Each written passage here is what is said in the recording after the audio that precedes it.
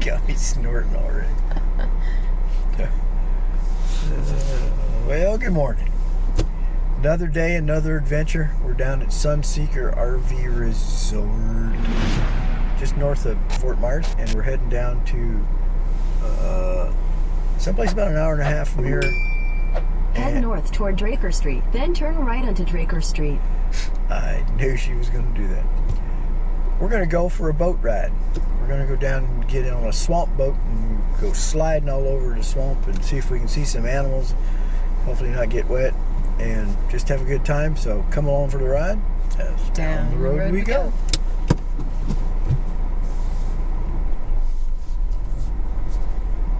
Oh, I'll have to cut that off. You probably caught Grandma going by in her little swimming suit, and boy, it was not good. Oh, I missed that. Oh, So I said I'll probably have to move the camera.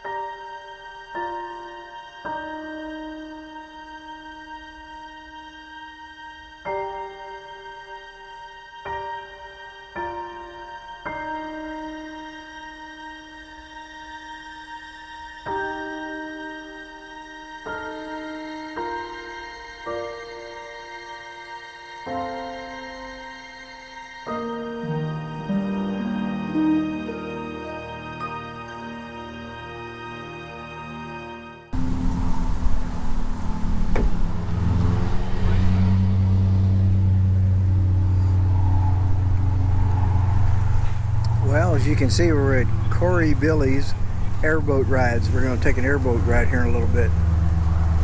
So this ought to be fun. And, you know, they got a friendly gator right here at the dock.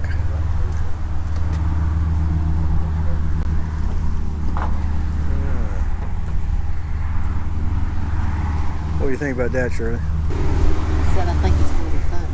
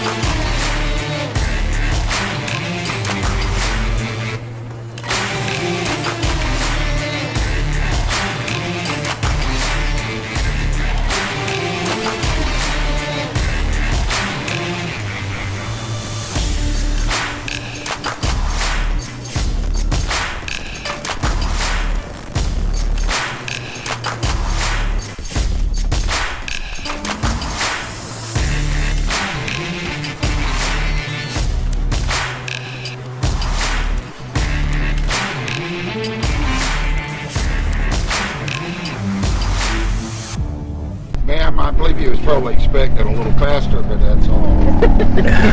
That's great. We don't have any. Guys, I got my first airboat when I was 12 years old. I've been here for 6 generations, 57 years so far doing out here in the Everglades. So we're going to run a little faster. We're going to run a little farther out of this trail, but you're going to see things that you wouldn't see any other thing. I'm going to take you to an Indian village out in the middle of the Everglades. That's 150 to 300-year-old Indian mound. You've been on this tour before. Yeah. You haven't? Well, you look familiar. I always look familiar. You always look Maybe you familiar. watch me on the YouTube. What? Oh, you do a lot of YouTubing? Yeah. Well, good. And but guys, we're going to see things. We're going to go to the back end of the property where we are on the grasslands. We're going to do a few things. Now, where Highway 41, when they put that in 1927, they tied Naples into Miami. In the 20s, they wasn't thinking about what they were doing to the environment. When they put that road across the Everglades, that stopped the natural flow of the Everglades. When that happened, that let the Gulf of Mexico back up into the Everglades. And with that said, if you was in the center of 41 and wanted to drink of water, you walk to the north side of 41, dip your hand in the canal, you're going to get total fresh water from just fell from the sky somewhere in between here and Okefenokee Swamp. Drain down through the rivers and the lakes and then through the Everglades to get here. Walk 60 feet to the other side of 41, dip your hand in the water, you're going to get salt water. Now, with that said, we're in about 1 inch of water on one side. If you look over there, you got about 4 inches on the other side. But if you stepped off of this boat right here, you're 22 to 28 feet before you touch bottom. The rest of it's nothing but muck in the Everglades. To tell you how deep that is, in 1989, an Transair airplane come out of Miami. Somebody put the oxygen containers in the wrong compartment. It fell in the Everglades, right out in the middle of the grasslands where you could see 5 miles each way. We hunted for that airplane for 5 days before we finally found it. Not one piece of a 737 was still poked above the mud. So that's just to let you know just how deep it really is in the Everglades. Now, guys, we got 53 different types of snakes in the Everglades. 54 of them like trees. All right, so we're going to be going through some real tight places and all that. The best part about the 53 snakes in the Everglades is only 4 of them's venomous. That's the eastern diamondback rattlesnake, the little pygmy rattlesnake, the cottonmouth water moth. What's the fastest way for you to look and tell if that's one of them venomous snakes just by looking? You got diamond head on it. Well, you look back at me. If I'm still here, you're probably safe. Oh. But if I'm here, all this crap the captain goes down with the ship, no. That's only on Titanic, the movie. He was the first one on the raft. I know. He knew it was going down before everybody else did. So y'all won't have any snakes fall in the boat, guys.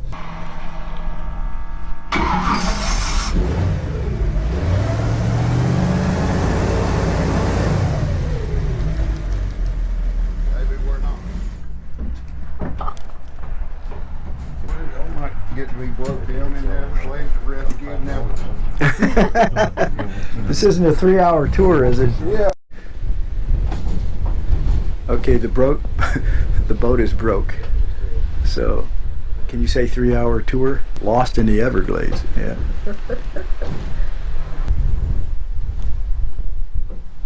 Yeah, that's no good if you lose your steering.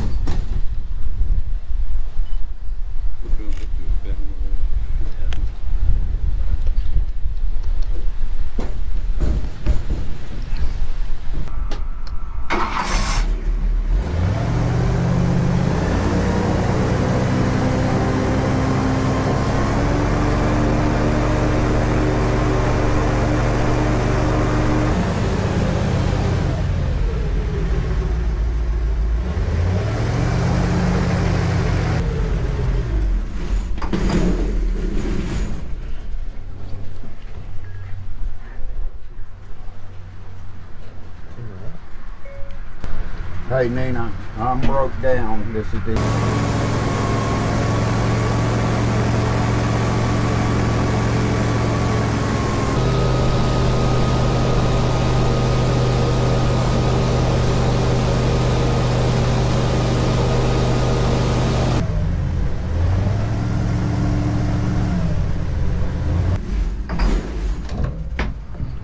Right, we made it back. Did you get my text?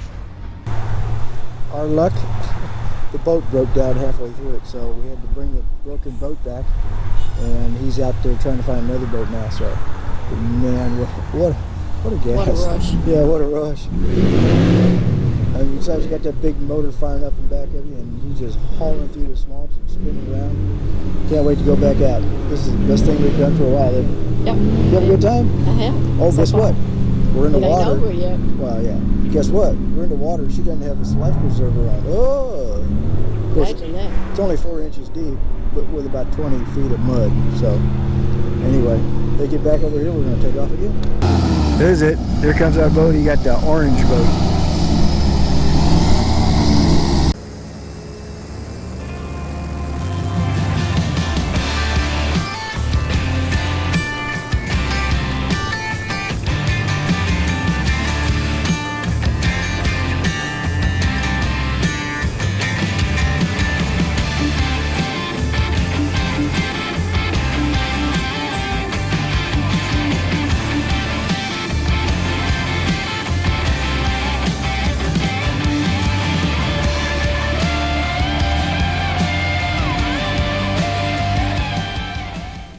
Guys, this is that Indian village that I was telling you about.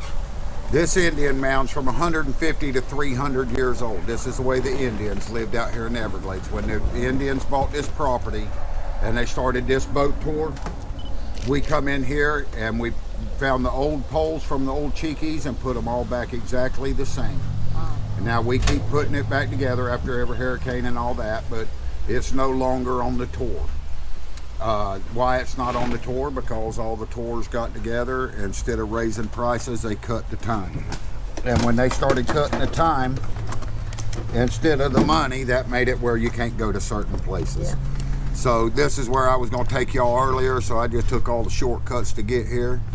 And they only give me 20 minutes, but I wanted to make sure that you seen it. Now, the Indians didn't live up in here full time. They lived out on the edge of the Gulf of Mexico. They come up here during dry season. Now in February, by the end of February till the middle of March, the whole Everglades will be dry. And it won't get water back into it until about the end of May. June and July we start getting water back in the Everglades. And the Indians would come up in here and dry. There's one other place I want to take y'all before I go take you back. She only give me 20 minutes to finish up, so I wanted to show you this, and now one other place to make sure that I show you an alligator, and then we can head on back.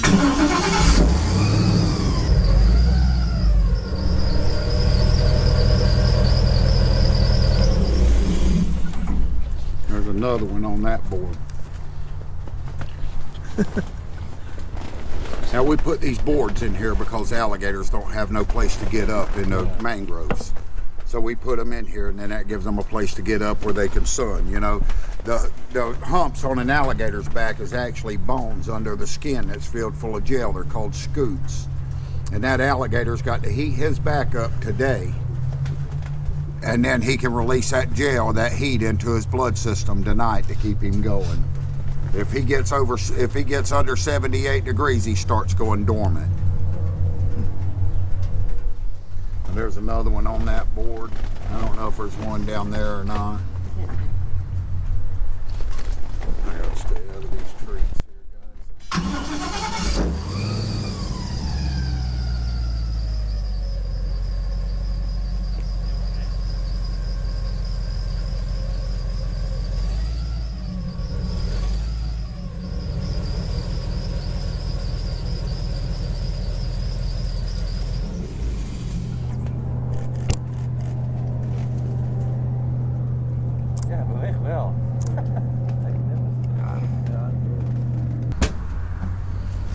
here, guys. Did it again. Yep. Yeah. This time we even made it all the way back.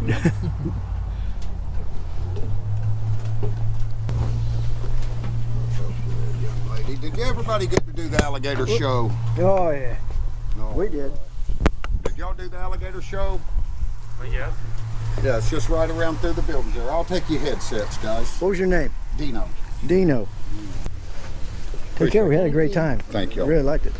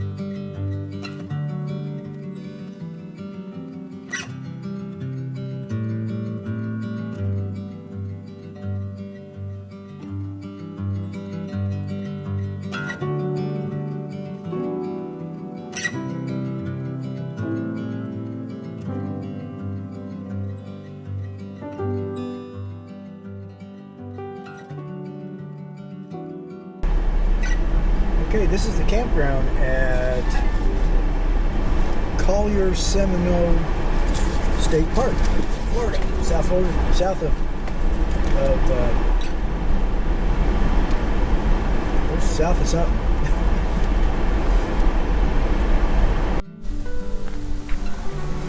So this is the blockhouse. Used to be the caretaker's residence, I guess, when they first opened the park. This is a very nice park. Say what you want about Florida, but, and I've said enough, but they do have some nice state and county parks. Very clean, well kept, spacious sites, bathhouses that are clean, and they only have electric and water, but they're really nice.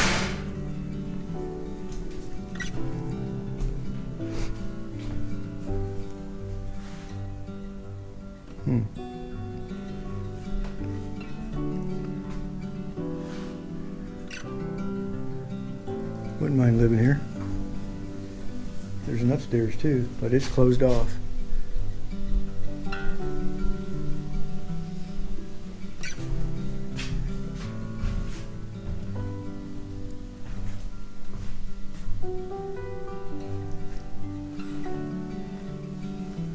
Now these some big logs.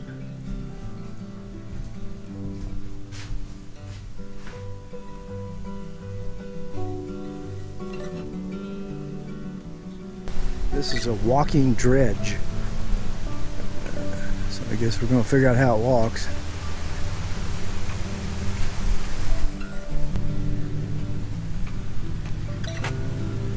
So that'd be the dipper, or diaper, or dipper. Dipper? Dipper, yeah.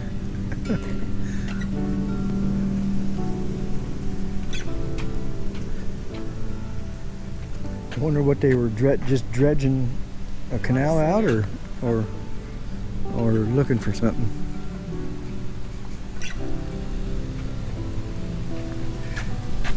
That's what they need on Gold Rush.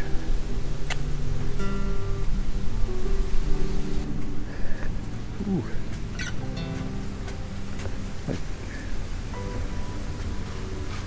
It's like a 2-piston engine of some kind.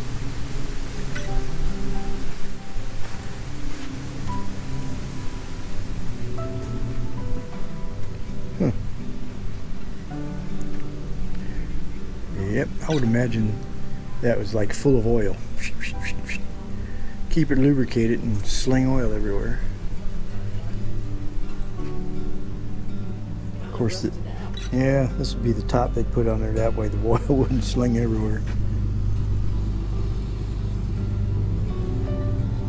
Well, I imagine it's fairly old.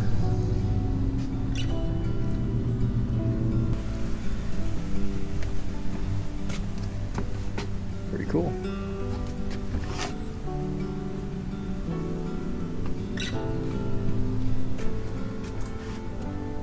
Thanks for watching Down the Road We Go.